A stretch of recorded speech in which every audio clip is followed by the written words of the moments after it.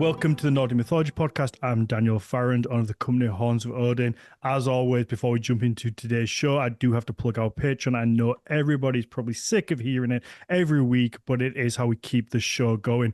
It's literally how we manage to have a podcast. All the money from the Patreon goes towards our editor, our social media manager, it goes to the artist. We don't keep any of it behind. It all goes back into making the podcast better and improving things with this through equipment. So if you can, head over to Nordic Mythology Podcast. Patreon /Nordic Mythology Podcast. It starts from £3 a month, which works out 10p a day. It's like a cup of coffee. You get a bonus episode every single week, and that is the form of our Q&A, where there are always questions that I miss, and our patrons have a lot of really good questions. So if there's an episode you like, then you can just have a little bumper add-on episode in the form of the Q&A, and you get those exclusive on our Patreon. And yeah, go over and check it out. There's some storytime episodes on there. You get the whole back catalogue. It is worth the money. And like I say, it is the lifeline of the podcast. And if you can't support financially, then just a 5-star rating or positive review wherever you get your podcasts help us bump up those charts and help new people find the show. But let's get into today's show. I've been extremely excited about this episode ever since I found this gentleman's website. So today we're going to be going to the Orkney Islands, a topic that we haven't covered on here. And my guest is Tom Muir. And Tom is an Orcadian folklorist, a professional storyteller, a historian, a background in archaeology, an author. Did I miss anything, Tom? Publisher. Website person. Well, yeah. I know, well, a blogger, maybe? Person, I should say. Yeah. So, Tom, I am so excited about this because whenever there's a topic that we've just never touched on, it's always a lot of fun. I've heard little bits about the Orkney from reading books, listening to books, but never really gone in. And the fact that you're a professional storyteller, what can go wrong? Well, I tell lies for a living, so that's something to bear in mind. But no, when it comes to this, you don't need to make things up, because the truth is actually much weirder than anything that you could have come out of your brain, no matter how twisted. It usually is. I think maybe because we have listeners all over the world, where is the Orkney Islands? Where is it situated? Do you want to just give like a brief little background about where we're talking about? Yeah, it's a group of islands. There's about 72 islands off the northeast tip of northern Scotland. So you go to Chonagroats and then you catch a ferry and you come to Orkney. So it's only about 6 miles from the Scottish land. We don't call it mainland. I live on the mainland here. So yeah, it's a small group of islands which has always played a huge part in historical events, from the Neolithic to the Viking Age to World War I and II, where Scapa Flow was the main anchorage for the Royal Navy in both World Wars. So it's a fascinating. It's above its weight as far as history goes and archaeology goes. Yeah, again, I think I said it before, it's probably my English ignorance that I just don't know enough about the Orkney Islands. It's somewhere that I've always heard of, always assumed it's an extremely beautiful place, but that's pretty much where it ends. And I accidentally called you a Scotsman, I guess, before we started, and you corrected me. And where I get again, I think for me, I've considered as part of Scotland. What's that about? Well, we were during the Viking Age. We were the earldom of Orkney, Jarldom. And Orkney didn't just take in the islands here, it took in Shetland, it also took in Caithness and Sutherland and a large area of the north of Scotland. And according to our own saga, because we have our own specific saga, Orkney Inga saga, so we have an Icelandic saga. And this place would have been really second in power to the King of Norway. which we were supposed to be paying lip service to. You know, he was the overlord. In reality, that got forgotten about until they needed him for something. So if you want to validate your position as Jarl of Orkney, then you had to go over to the king and go, sorry, we missed all that last back taxes, but can I just like get this confirmed? So yeah, so we were part of Norway for longer than we have been part of Scotland. The reason that we ended up as part of Scotland was because, well, the Scottish king wanted the islands desperately because they're extremely fertile. A lot of people kind of call them sort of barren or sparse because there's no trees. There's very few trees. They're all planted, you know, but there's it's a fairly wide open landscape. But the ground here is very fertile. So it's a great place for agriculture and for growing barley and oats, you know, cereal crops like that. So it was a place that you could get a lot of taxation for. You know, it was a valuable, it was an asset to have rather than just something to be lumbered with. So the King of Scotland always wanted it. And excuse me, in 1468, King Christian I of Denmark had become King of Norway as well. It was one of those deals between Norway and Denmark that if they ended up without an heir to the throne, then the one king would take over the other kingdom rather than having civil wars and such like. So King of Denmark ends up being King of Norway as well. In the small print on the agreement, it says that he wasn't allowed to give away any property belonging to the crown. But when his daughter Margaret was due to marry King James III of Scotland in 1468, he found himself a bit short of cash. So he pawned Orkney in exchange for 60,000 Rhenish florins. And the idea being that once he'd raised the cash, he would pay off the pawn, you know, the pawning, he'd redeem the islands. But this was, you know, this is part of his daughter's dowry. Following year, he's still 10,000 Rhenish florins short.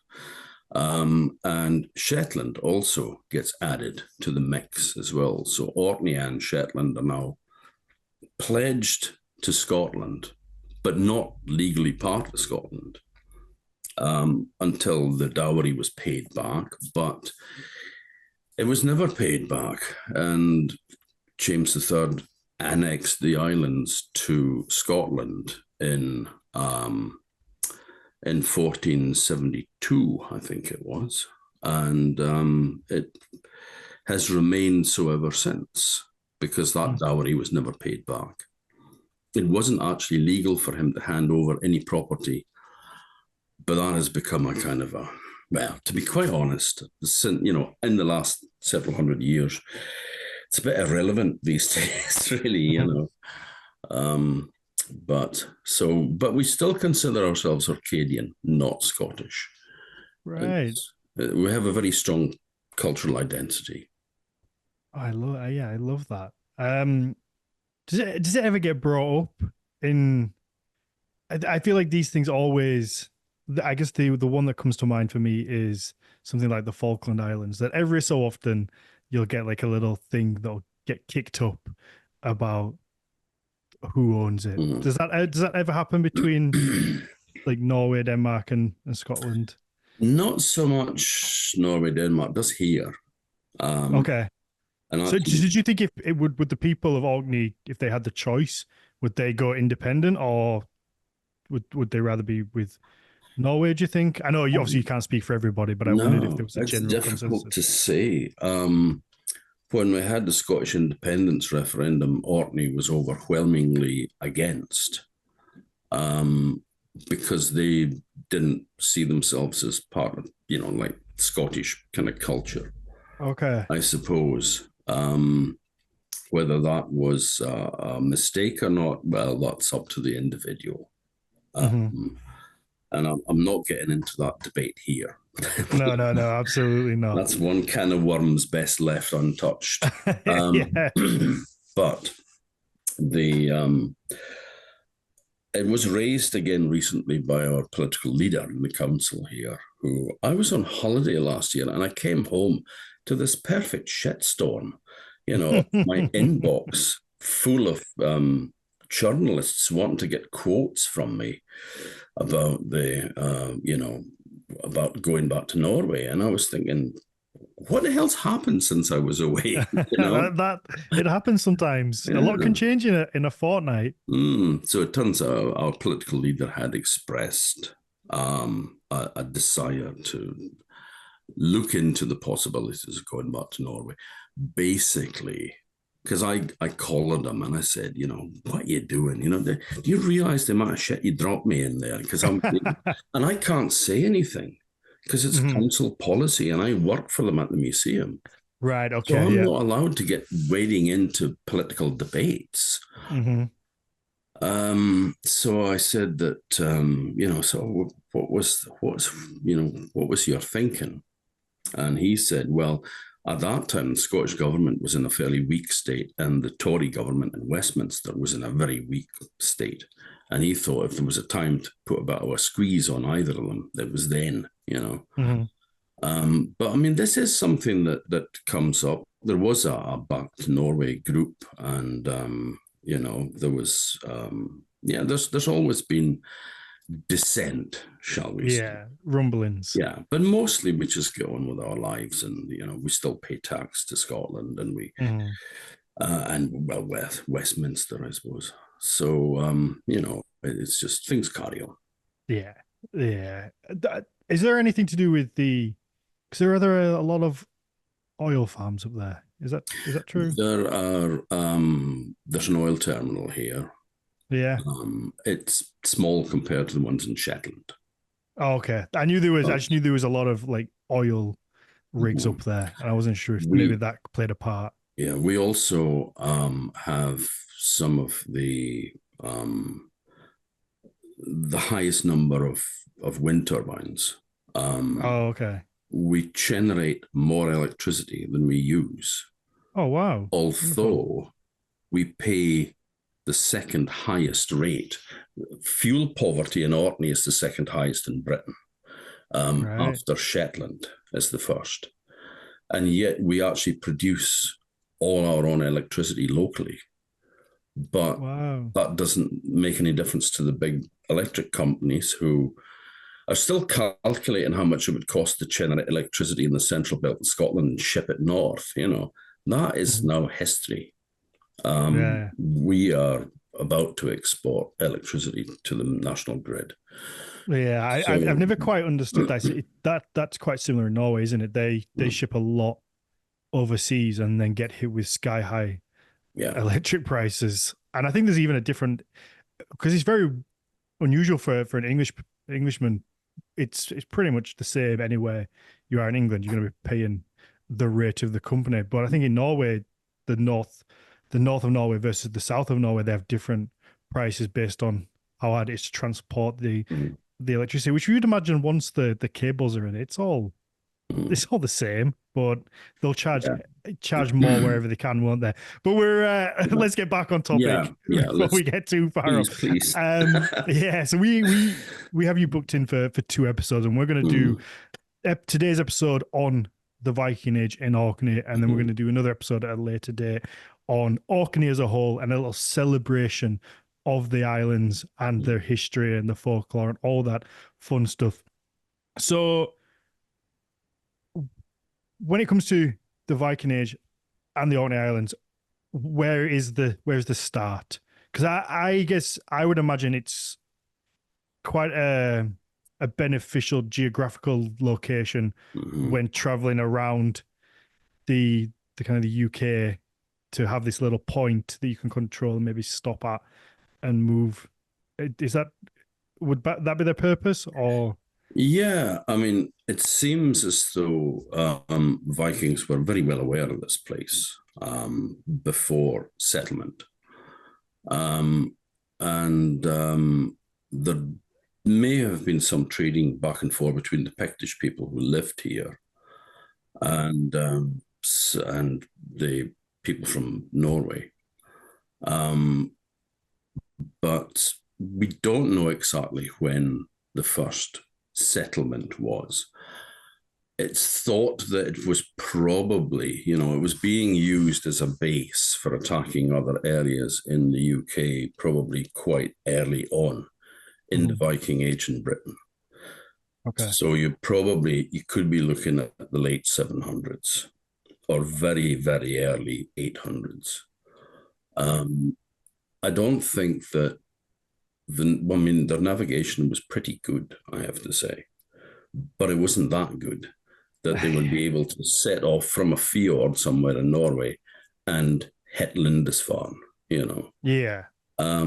You need a base a bit nearer at hand. And then somebody says, with Orkney, it lies at the top of Scotland. So if you're heading south and you go down the east coast, then you're going to hit places like Lindisfarne, Holy Island. And if you go down the west coast, you're going to hit Iona, which was kind of the equivalent on the western side, on the Scottish side. And also Ireland is down there as well. So you've got, you can kind of choose where you want to go within Britain from the point of view of sailing. So it would be a very good base to have. Also, like I said, very fertile land, very flat land. Now, I think a lot of people would be, if you were living in Norway at the time, your fjords there and your mountains, and you're kind of like on the little fringe between. Some of the farmland in Norway, I would describe as challenging. And I was born and brought up on a farm. And I thought, well, I wouldn't like to have to cultivate that because your field kind of goes up, Yeah. Whereas here, everything is much flatter, very easy for them, easy, good soil, and very fertile. So, it was a great place to settle as well. And obviously plenty of fish in the sea. So it was an obvious kind of place and really an easy place to live. Now, it's we're not as it's colder up here than it is down with yourself. Yeah, that's what I was wondering. Would the weather be the same as Scandinavia though? Obviously, I guess it's higher than Denmark, but I assume Danes would probably be more aiming towards the south of England, whereas people up with yourself would likely be Norwegians that are coming over. And are you kind of which one's longitude and which one's latitude? But whichever one, are you on? We're 59 degrees north. Yeah, so are you on quite a line with Oslo-ish? No, it's further north. We're directly opposite Stavanger, basically. Oh, okay. Yeah, so the weather's going to be similar. Well, these days it's actually colder and wetter and windier, and in the summer and milder in the winter. There's no frost or snow hardly anymore here. There used to be when I was a kid, but climate has changed completely since I was a nipper. But during the Viking Age, it would have been warmer in Scandinavia in the summer, but it would have been a hell of a lot colder in the winter. We catch the tail end of the Gulf Stream coming up this way, so it kind of keeps the climate temperate. So it would have been an easy place to live for anyone coming from Norway. And in the past, we always assumed that people just jumped in their longships and headed west. But from more recent analysis of some of the human remains from Viking graves, as well as the grave goods, it seems that they were actually, a lot of them were coming from Arctic Norway. So very far north. they wouldn't be sailing west. They would have been sailing south or southwest, but Yeah. very much south, Wow. which is a surprise to us. But that's what is being found from the isotopic analysis of teeth, your tooth enamel, the strontium in the water that you drink and in the food that you eat as well, gives a specific signature. And these people are all from, they grew up in the north of Norway. So you're looking at Lofoten, Vesterålen, and up north towards the Tromsø area. So it's far north, Arctic Norway, which, like I said, was a bit of a surprise. But I mean, I dare say there was people from all over, And Orkney Saga makes reference to one of the jarls here, Sigurd Digri, Sigurd the Stout. He always had Icelanders kicking around because he said he liked Icelanders. And I have to, so do I. I've got a pet Viking. Hjorleifur Helgi Steffensen from Iceland. He was just staying here the other week. I mentored him as a storyteller 20 years ago, so I called him my pet Viking. And so he still hangs on to the title. But, I mean, there would have been a mixture of people in Orkney, but predominantly that originated from Norway. Wow, it's fascinating. I didn't expect they would come from that high up. Neither did we. No, I wouldn't have thought. I wouldn't have thought it was that. I guess it would be all around the coast. Probably would be habited, wouldn't it? It's that kind of coastline where you're going to get some land that you can farm. Oh yeah, they have land there. It's just very tough in the winter when it's dark for a long period of time. Yeah, which we have the shorter days here in summer, but I mean in the winter, but in summer it's pretty much light all around the clock. But yeah, so I mean it would be a place that was strategically very important for the Vikings and also very good land, so good for settling. So were there any Christian settlers there at that point? I was just wondering whether there was any raiding that would have happened on the islands, or were they all Pictish, I guess, kind of natives? Well, they were Pictish, so they were, the indigenous people of the north of Scotland, as opposed to the Scots who came from Ireland, from Ulster. Yeah. And that's your Gaeltacht, your Gaelic-speaking areas in Scotland is people that came originally from Ireland. The Picts were just kind of there the whole time. Yeah. But they had converted to Christianity in, I think it was 719 was the official date. But okay. I mean, it's like everything, it's saying, right, we're all going to become Christians now. And then everybody is, it doesn't look like that. Yeah. And there's different forms of conversion as well. There's actual conversion, and then there's almost like a cardboard conversion. It's okay, well, when you tell us to, we'll say that we're Christian, but when you're not around, we're going to do what we want and be kind of what we want to be. Yeah. What you do in your own home is your own business, Exactly. Yeah.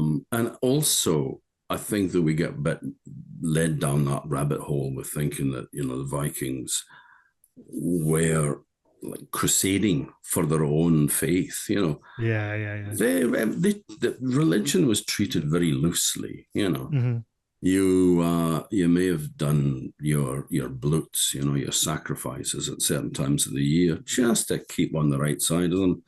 But generally, you weren't trotting out every Sunday to the church, or you weren't tripping off to mass several times a day.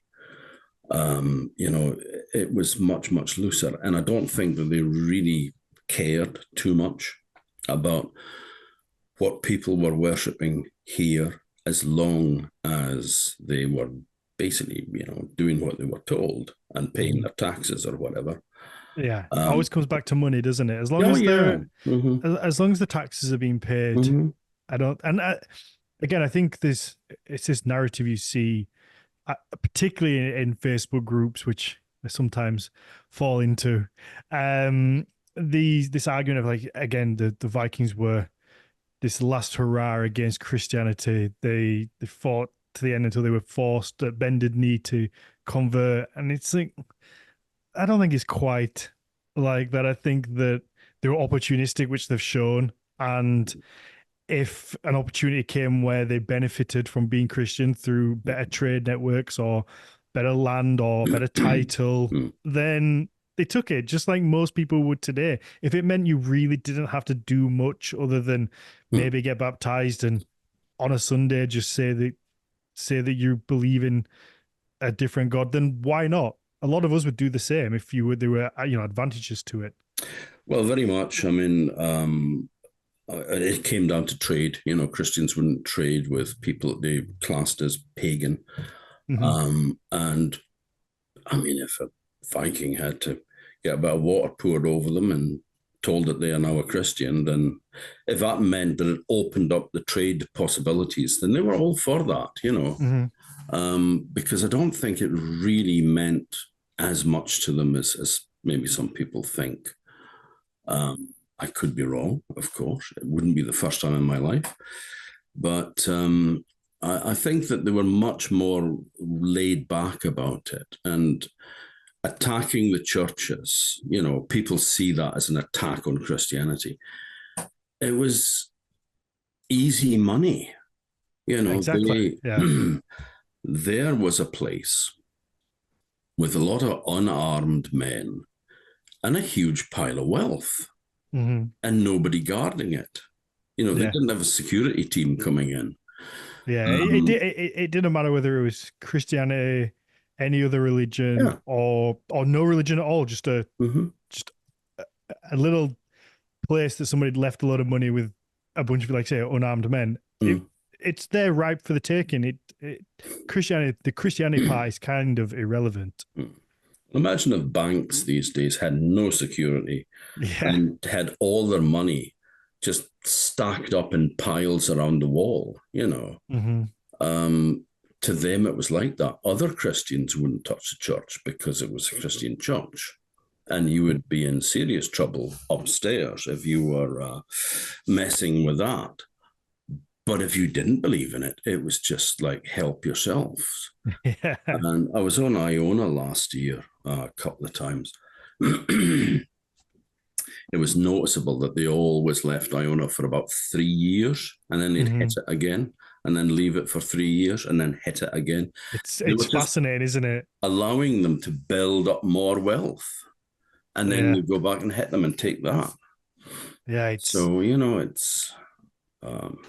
it's interesting. It shows, it's not just random raids. They know what they're doing. They know, and they also understand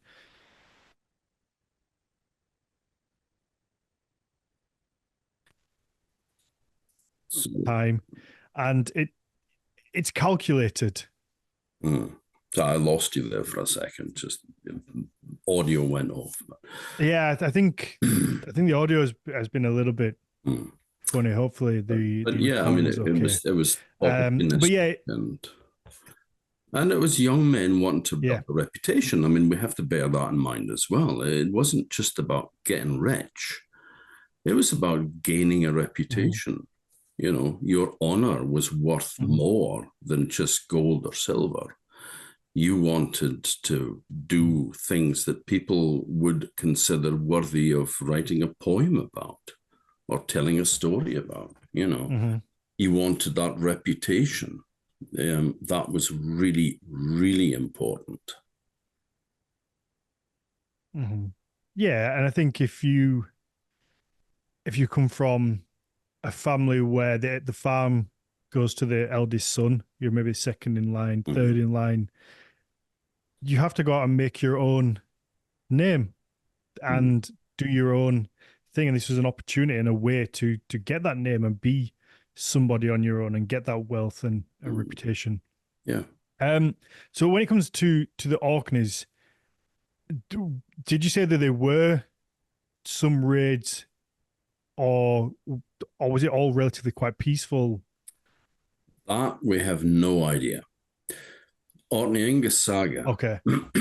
which was written about 1200 or so AD in Iceland, it attributes the winning of the Orkney Islands to an expedition by King Harald Harfargi, Harald Fairhair, first king to unify Norway. He led a great expedition overseas. Now, we actually know that he didn't. Magnus Barelegs did in 1098, but in 874, Harald would be really stupid leaving the country. He has just defeated all the regional kings, set himself up as the king. Now he's got to hold on to that. He's got to fight to make sure that he keeps that land under him. He's not going to just say, right, now all of us are going to piss off for a year. Don't get up to anything while I'm away. He's going to make sure that he consolidates what he has won by battle, and he is going to stay put. But there has to be a justification for why this family has ended up as the Earls of Orkney. And the story goes in the saga that there was Jarl Rogvald of Mura in Norway, who was the second most powerful person in the country after the king. But he was his right-hand man. And he lost a son in battle while on this expedition to the west, where they captured Orkney and Shetland. And he then gives the islands to Rogvald as compensation for the death of his son. Rogvald doesn't want Orkney and Shetland. He's got a huge estate in Norway. He's not interested. So he passes it on to his brother, Sigurd the Powerful, who was the first Earl of Orkney. And he died in a rather strange circumstance, according to the saga. He was working with a guy called Thorstein the Red. The two of them were working together, fighting and raiding in the north of Scotland. And some of the Pictish chieftains there had risen up against them. They had defeated them, and they had agreed to a peace meeting between 40 of their warriors. So, him and 39 men, plus Melbricht de Ton, his name was. He meant tooth or tusk, Melbricht, tusk, because he had a tooth that stuck out of his face, big pointy tooth sticking out. Okay. And yeah. bad dental work. It's one of those nicknames that stays for, like when you're at school and you get the one day you come in wearing like something unusual and it sticks with you for forever. Yeah. You just get a nickname. So they have agreed that they will meet with Sigurd, and Melbrichte will meet with 40 men. And then Sigurd started thinking, you can't trust these bloody Picts. So I'll tell you what we'll do. We'll have 40 horses and men, but we'll put another man behind them. So we'll take 80 men. And but then the Pictish guys, they turn up with the 40 men as agreed. And then they see that there are two sets of legs hanging down the side of each horse, and they think, we've been shafted here. So they they prepare for battle. Meanwhile, the Vikings unload the extra man on the back of the horse down, and they form another group, and then they attack the Picts from two sides, and they are all slaughtered. Okay, yeah.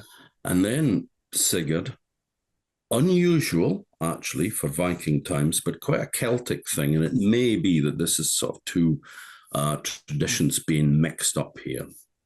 But they decided to behead them all and take the heads as trophies. And Sigurd obviously took the head of Melbrich de Ton, the guy with the tusk, and he had it tied on his saddle bow, they said. And as he spurred his horse forward, the head was banging against his thigh, and it scratched him. The tooth scratched the Earl's leg. The tooth, and it set in poisoning from that, blood poisoning, which killed him. Oh, I was about to say, did he get poisoned from that? Because it just felt like that's where the story was going. Yeah, it's a Celtic tradition of the severed head enacting its revenge on its murderer.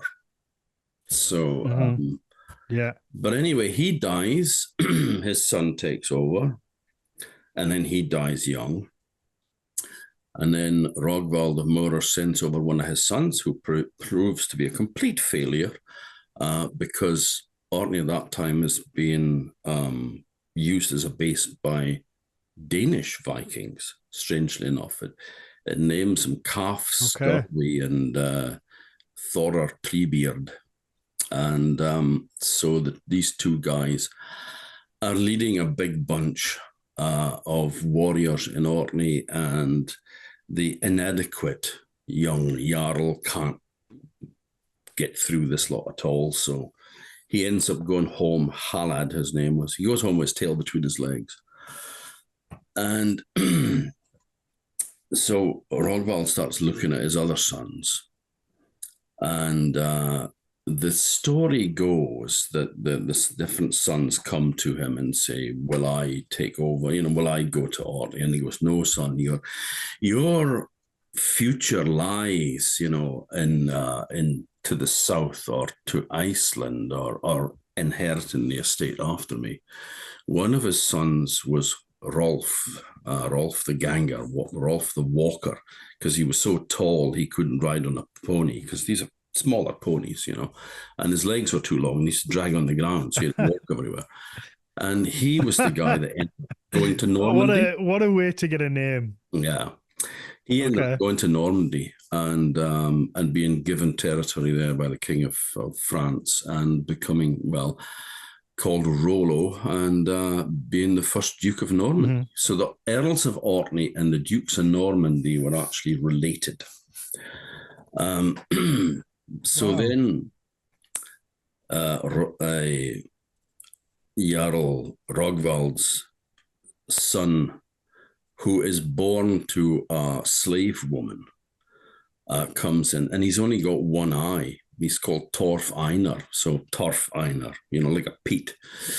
And he says, Father, I can make you an offer which I think you will like. He says, give me Orkney and Shetland, and I will make you this promise, which I think you will find to your taste.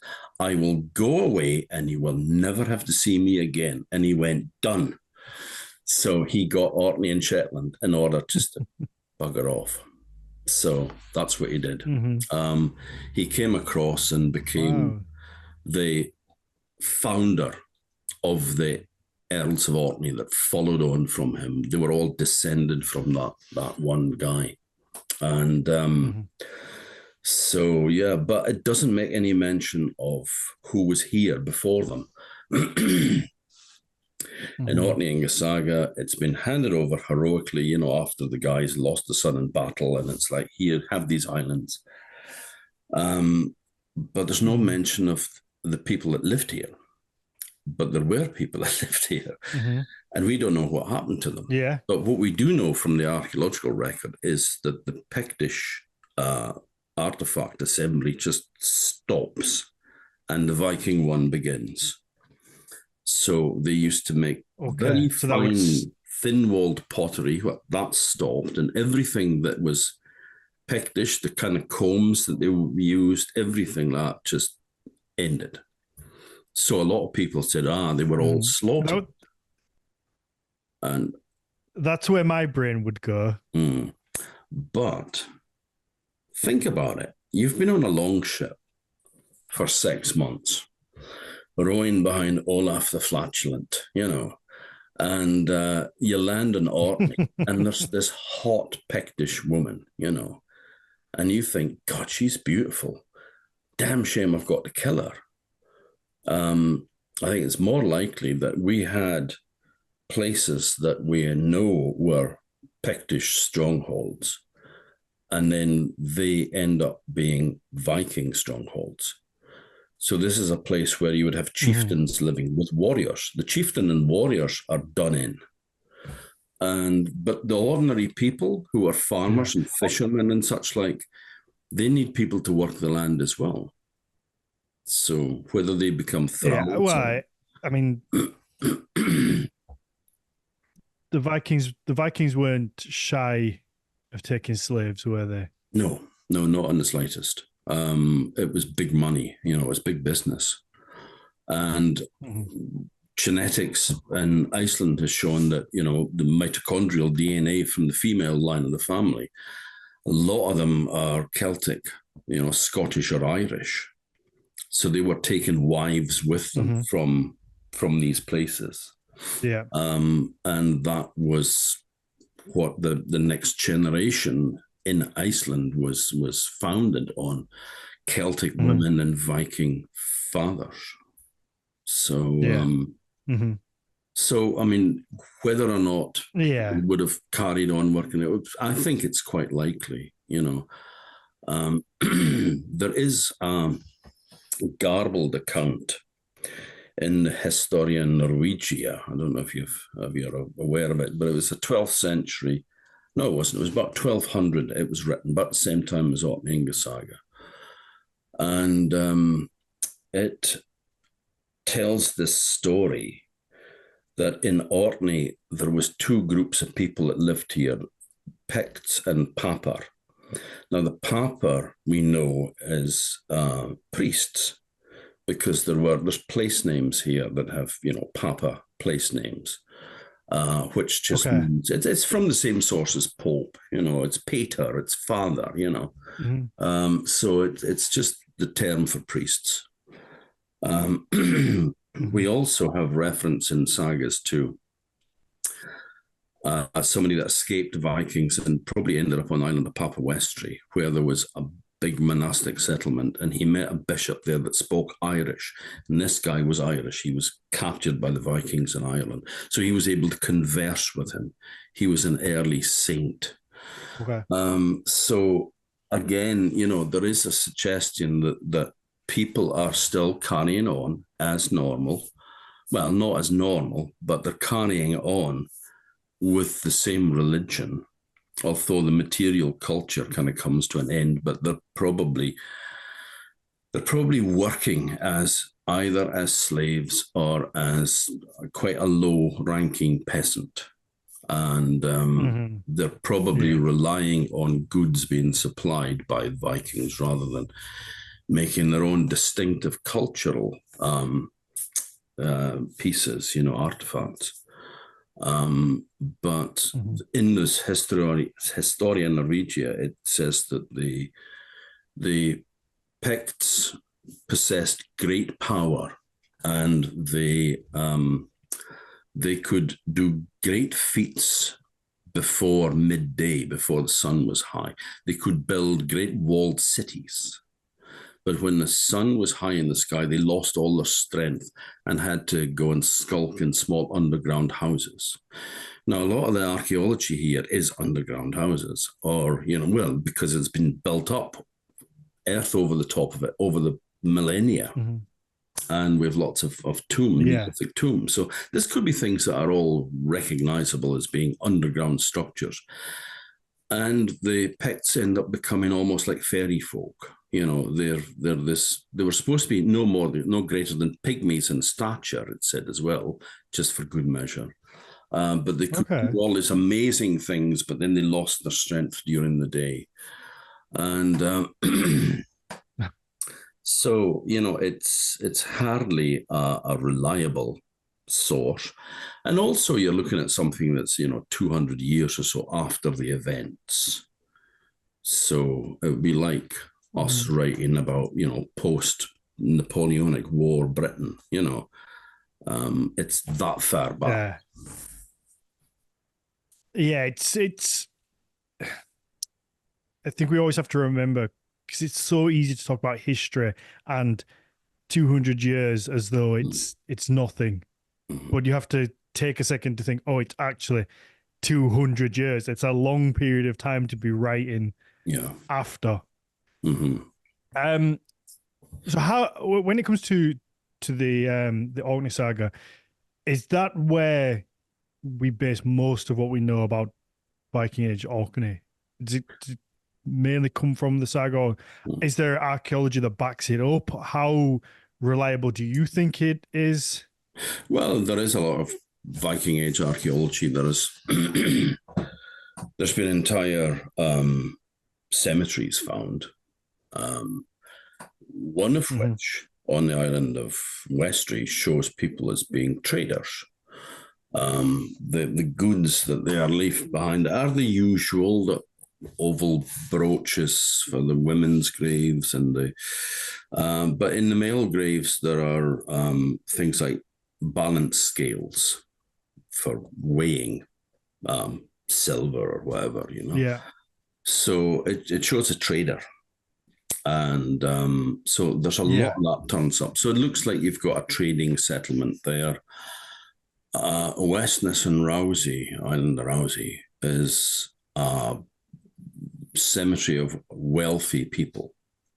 So they are warriors. You have a boat burial there. So somebody is buried in his boat with his sword, axe, shield, because you've got shield boss and all that. There are some extremely wealthy graves there. And there's a woman whose grave was first discovered.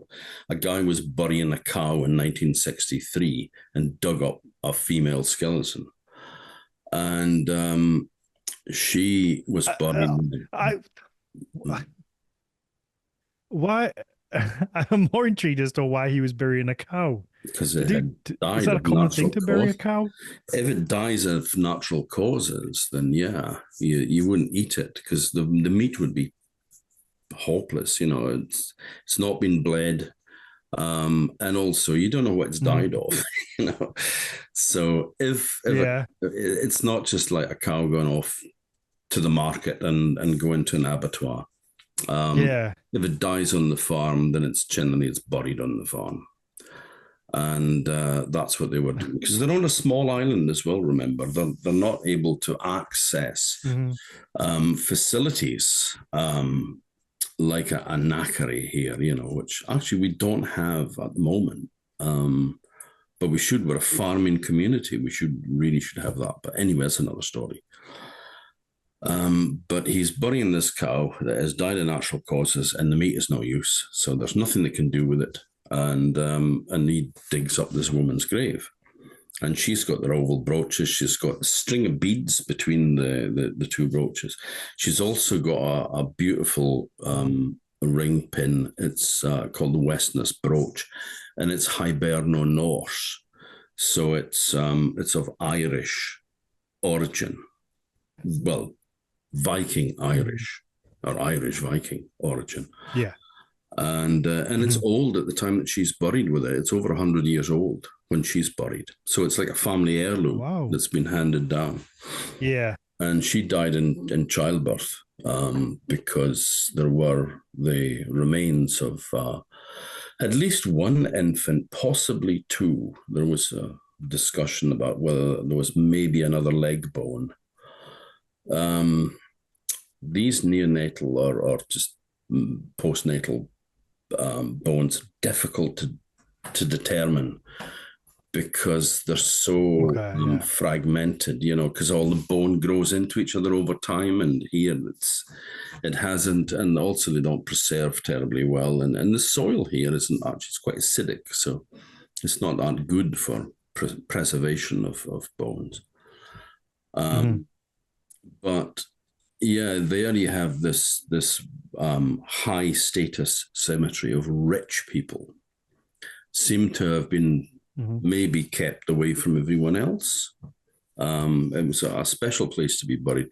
just along from a tower, the work, it's called, from Old Norse virki, meaning a fort. And so it was run by a guy called Sigurd of Westness, and he appears in Orkney Saga. Now, this is in the 800s, this cemetery, so it's not in his time when he's in the 12th century. But he wouldn't have been the first one there. Do you think it's a case? So do you think that's a case of that do you think that might be a case of that they know this place exists, so they then weave that into the saga some 400 years later? No, the saga, I mean, it's the building is still there. The remains of it is still there. The farm next to it is called Scale, which is from Scally, meaning a drinking hall. So this is all the hallmarks of a powerful chieftain living there, of which there were quite a few in Orkney. You had your Earl, but you also had your chieftains, and he had to keep them on board, otherwise he was in trouble. And so what you have there is a place that's always been seen as being a chieftain's residence. How far back that goes, we don't know, but definitely it's. I would think it would be back to pretty much settlement. And then you've got this very wealthy cemetery nearby. So I think that the two were probably linked. But how big are each island, like population wise? Because I'm thinking they're not that big, and again, that could be just my complete ignorance. So what wealth could you amass from being the chieftain of one of Orkney Islands? I guess I assumed maybe you would have a chieftain who would rule many islands or all of the Orkney Islands, rather than having a bunch of smaller ones. Yeah, well, your Jarl, your Earl, he is the guy that is in charge of not always the whole islands. Sometimes he has to share with one or two brothers. Never ends well. Usually somebody ends up with a splitting headache, So it's but there were still these powerful chieftains that also lived there as well, and who would have sworn allegiance to the Jarl, and he would use them in times of war. But they would also run large estates because they were farmers as well. They were running large farms. And the most famous is a man called Sven Asleverson. He lived on an island called Gersey. Now, it is quite a small island, excuse me, but it's got it's like a hill rising out of the sea, basically, but with good land around the base of it.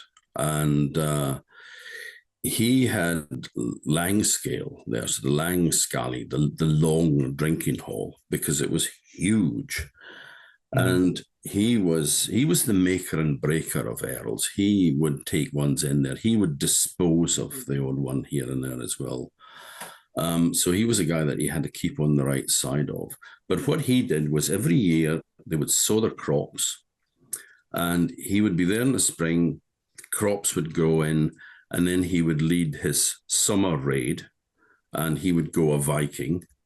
And we're talking about somebody in the middle of the 1100s. This is not Viking age. This is sort of medieval period afterwards. But he's doing exactly the same things that Vikings always did. He would go off raiding, and then he would come back, and then they would harvest the crops, and then he'd go off on his winter raid. And they would go raiding again, and then they would come back, and then they would spend winter and Yule and all that feasting. So, this was the way that they ran their years, 2 annual Viking raids down the west coast, usually into the Irish Sea. One raid, he captured 2 English ships full of broadcloth, so very valuable cloth. And being a guy that knew how to make an entrance, he had the broadcloth stitched onto the sails of his longships so that when he sailed home, they had this glorious, wealthy, kind of gold embroidered cloth as the sails of the ship, you know. I mean, that's really making an entrance, you know. But he was like It is, yeah. he was like the gambler, you know, that is going to stop, or the alcoholic that's going to stop, you know. The Earl says to him, he says, "Look, Sven, you're getting no younger, you know, and I think you should stop this raiding business." And he said, "Yeah, you know, I'm starting to think that too. There's a lot of grey in my beard now, and I'm getting on, and sleeping on the deck of a ship under an awning, you know, at night. I am getting a bit old for that." But he says, "But just one more raid, right? Just one more, you know." Oh, it's always one more. Mm-hmm. So he set off, and he says, "I've got to do something that tops the last one with the broadcloth and all that." So he goes off, and he captures Dublin. So, you know, it's okay, yeah. So he captures Dublin, and he takes hostages, and he says, right, he does his deal with them that they will come back the next day and they will decide on what kind of tribute they have to pay to him, and he will leave men in charge there to make sure that they do what he says. But during the night, they dig pits inside the walls of the city and cover it over with straw. So when they come in the morning, they fall into the pits, and then they're attacked and killed. How comical. And it says that Sven was the last to die, of course, with a sword in his hand and swearing allegiance to Saint Rogvald, who had been Earl of Orkney, who was done in, but he was the guy that built St. Magnus Cathedral here after his uncle St. Magnus, which is another whole big story. But we have a beautiful red sandstone cathedral here that was founded in 1137. And so, yeah, I mean, it's just, we're so steeped in the Viking history. And to be honest, we don't make enough of it. Because the Neolithic here is so amazing, you know, that it gets overlooked. But the one thing which links the two together is Maeshowe. Yeah. No, I saw what you did there. Because that's a man who's he's good at his job. Fly. Yeah. That's it. I feel like the Viking age is very marketable, and Orkney could probably make a lot of tourist money if they did push it, because I mean everyone else does. You can, anywhere that the Vikings touched almost turns to gold, even today, because you can just, if you market it right, you can get a certain group of people who are going to go, because they're just, Vikings are cool. It's the most marketable term in tourism is Viking.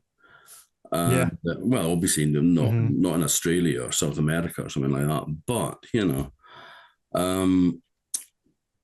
but we get so many cruise ships, and we're the highest destination for cruise ships in Britain, so we're being overwhelmed with tourists actually. But Maeshowe is a Neolithic tomb. It's a wonderful tomb, very high status. And very, very impressive, in alignment with the midwinter sunset. So when the sun's setting on towards the winter solstice, the light of the sun shines up the entrance passage into the chamber at the back of Maeshowe. But it was used by the Vikings. They'd broken into it. We think it may have been broken into and used as a tomb for a Viking chief. But then was used by one of the Jarls who had been ousted, and he was trying to launch an attack on somebody, but they got caught in a blizzard, and they ended up sheltering in Maeshowe, where they say that two of the men went mad, because these places are always associated with ghosts, you know, The dead still remain there, and so there's stories about people sitting in their burial tombs and such like. So they end up. Two guys go mad. They end up having to give up and head back. It's too late to launch a surprise attack because it's getting to be light. But we know that they were in there after that as well, because the inside of Maeshowe has got the highest concentration of runic inscriptions anywhere outside of Scandinavia. I'm not sure exactly how many there are, but the walls are covered in them. And a lot of them is just so-and-so was here, or so-and-so carved these runes, Do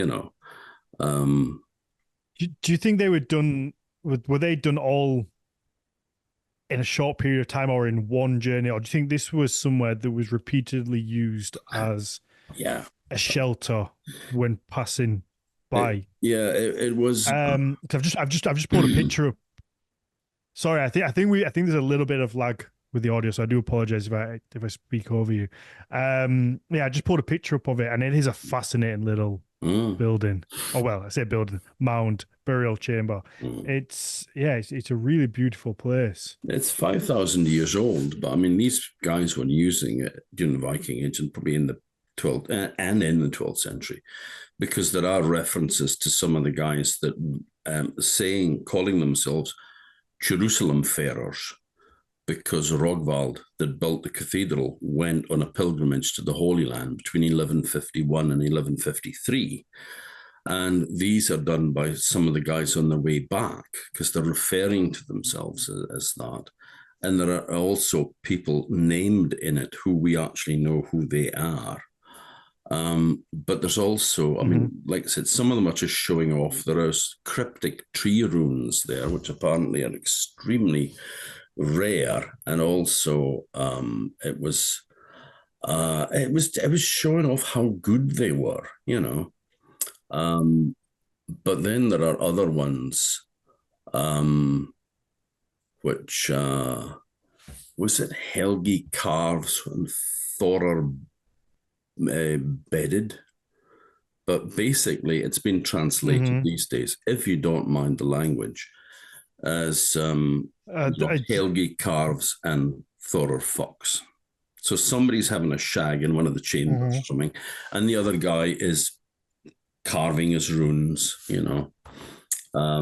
So that doesn't normally appear in the guide. Is there a couple of those? I think there probably are there a couple of those carvings? A couple of those. Sorry,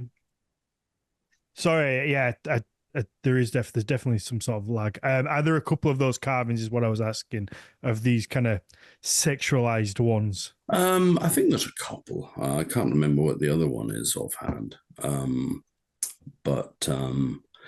Yeah, I mean, they're exactly the sort of thing that you would expect from a gang of guys with a carry out, going into a place, and they're boasting. There is one that says, Ingeborg the Fair,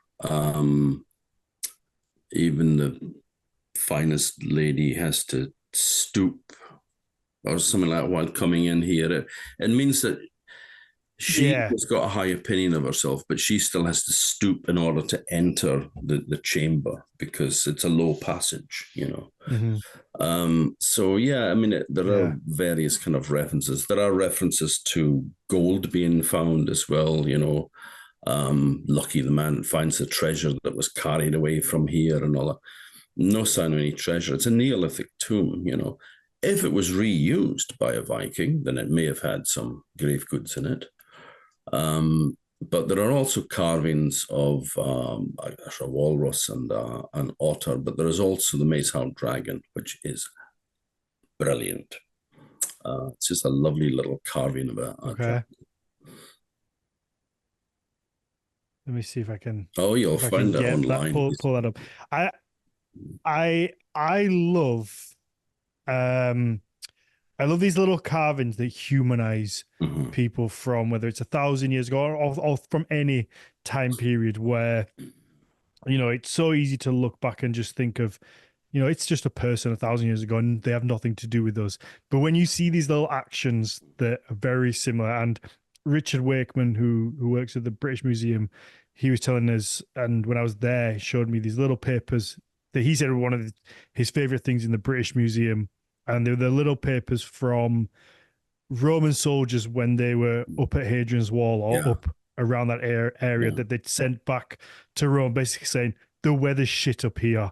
Like, can't wait to come home. Send like a coat, like these very human things. And I love those moments. It's just like, people are people. They're lads. For good or for bad, whatever you think about it, it's this idea of lads being lads. They're there in this tomb, and whatever is going on, and then they just can't help but boast about it in runes on the wall. And it's so, it is this very humanistic nature, and it's fascinating. The one that I absolutely love was it's medieval, but it was from a Stavekirk in Norway, which has now been moved down to a museum in Oslo, or just on an island outside Oslo.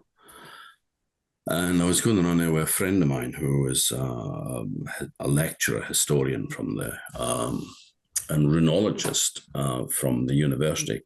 And he was saying that when they disassembled this church to take it down to rebuild it in Oslo, they found all these little messages written on little strips of wood that people had been passing each other in the church. And they were then, once they'd read it, they were shoving it between the gaps in the floorboards. And they found all these little things. Okay. And the one that got me was one that said, "He will never love you as much as I." What's the story behind that? Wouldn't you love to know?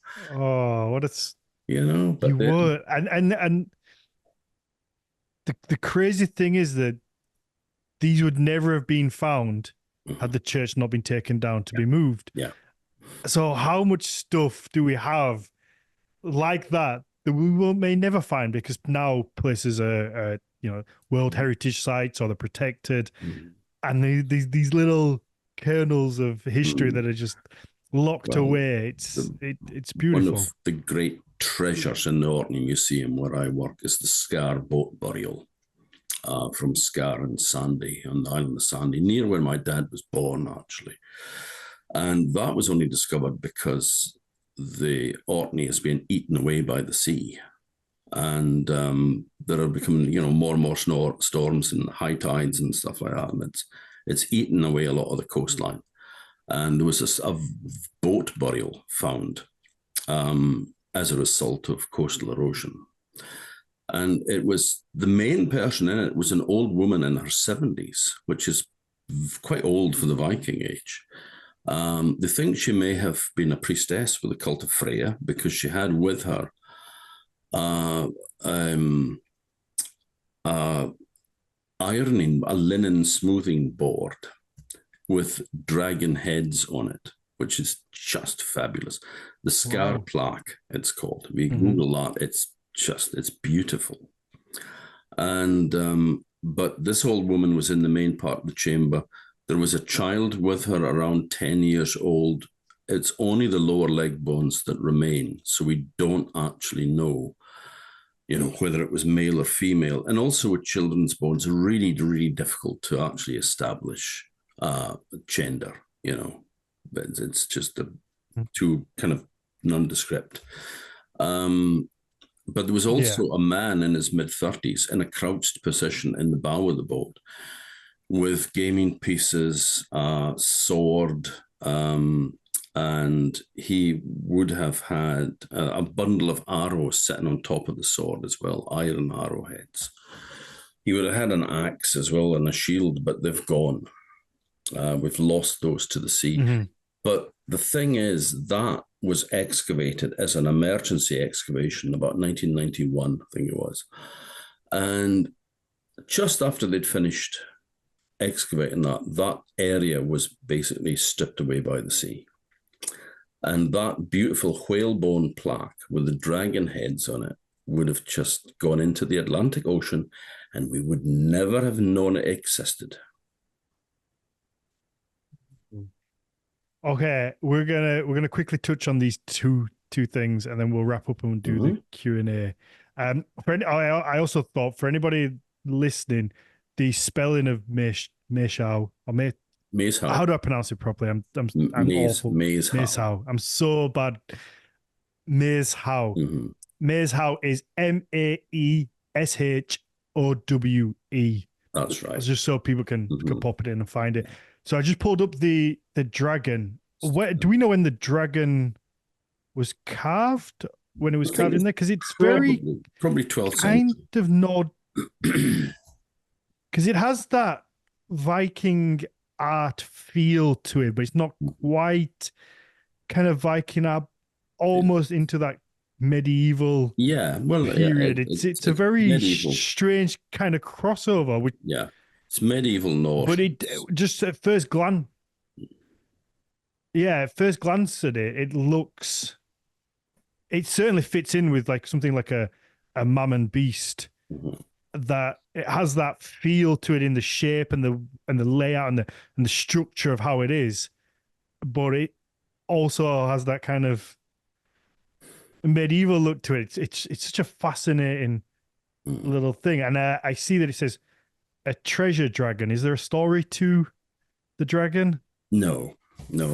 That's probably just somebody's wishful thinking. No.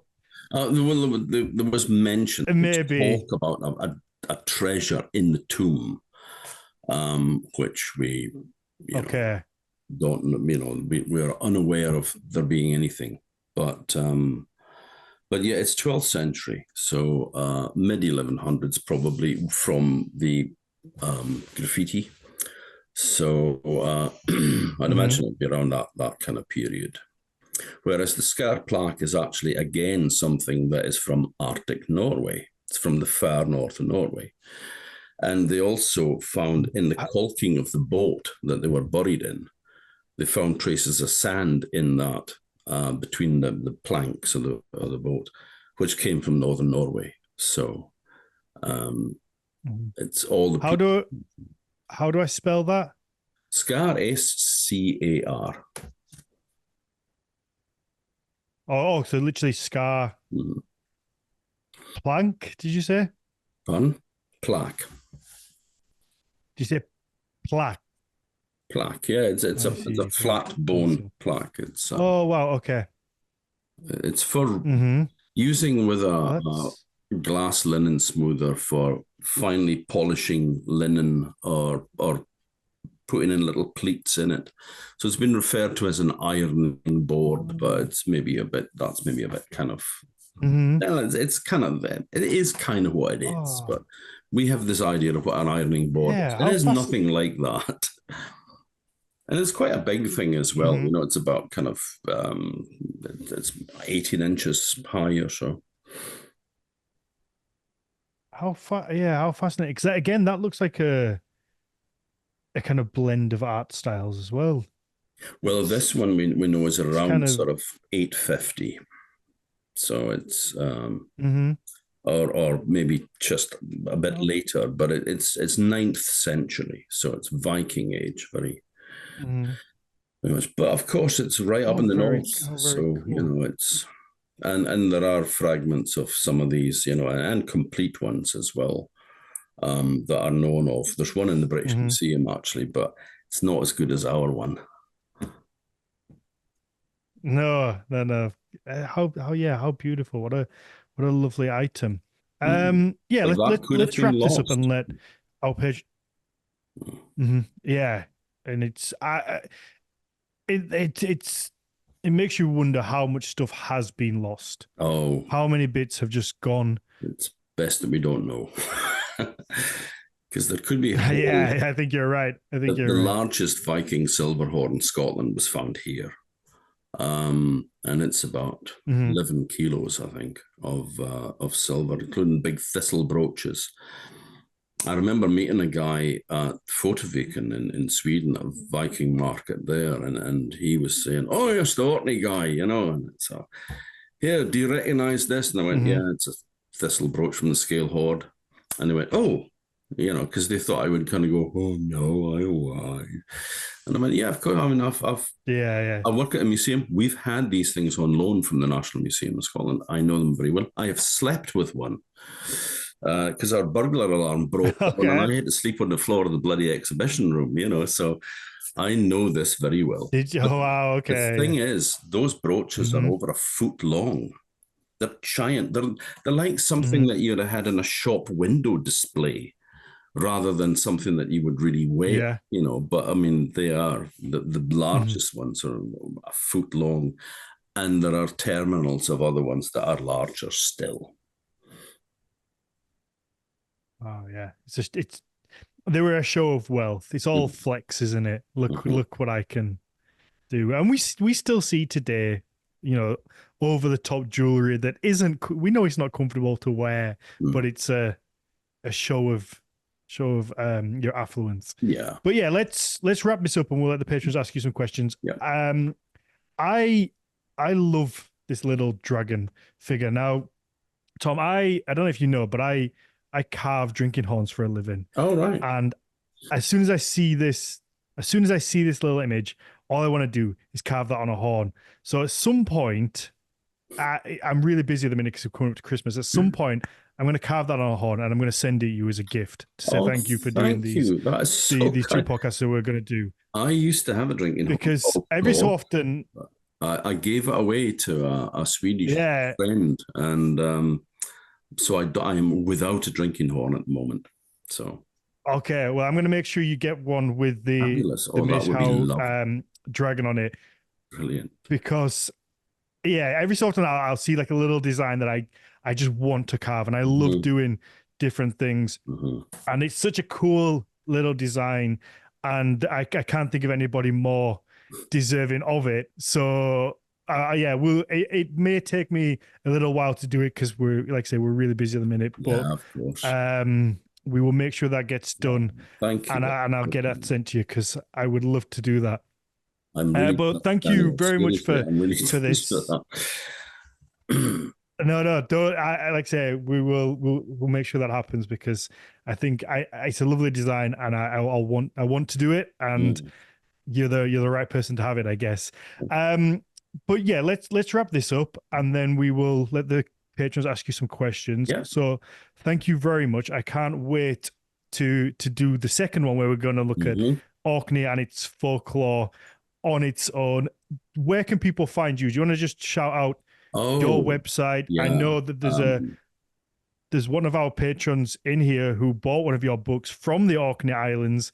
So Kaylee, she did one of the cruises that you said, came to the Orkneys, bought one of your books literally the day before we announced this, and she was so excited. So yeah, where can people find you and your books? well, the easiest would be my wife and I run a website. Well, I say my wife and I run a website. Of course, we all know that that means my wife runs a website, which I occasionally do stuff for, Yeah. called orkneyology.com. So just Orkneyology. Um, and it's Hmm. there are links to my books there. We're also publishing books now as well, so there'll be there's all of that too. So but that's where you would find it, and there is also recordings of stories on there that I told. Some are actual genuinely Viking age as well. Did that during lockdown because I just felt like Hmm. everybody else. I felt so helpless that we're all sort of like stuck inside now. And I thought, what about people that are shielding? I knew people who were shielding, who were not going anywhere at all. And I thought, if you were up on the top of a block of flats with small kids and stuff, it's going to be difficult to get through the day. So Yeah. all I could do was just tell stories. So I used to record stories in the attic bedroom here and just stick them out. And there was just like a straightforward, one-stop live, no edits, no nothing, unpolished, just out there.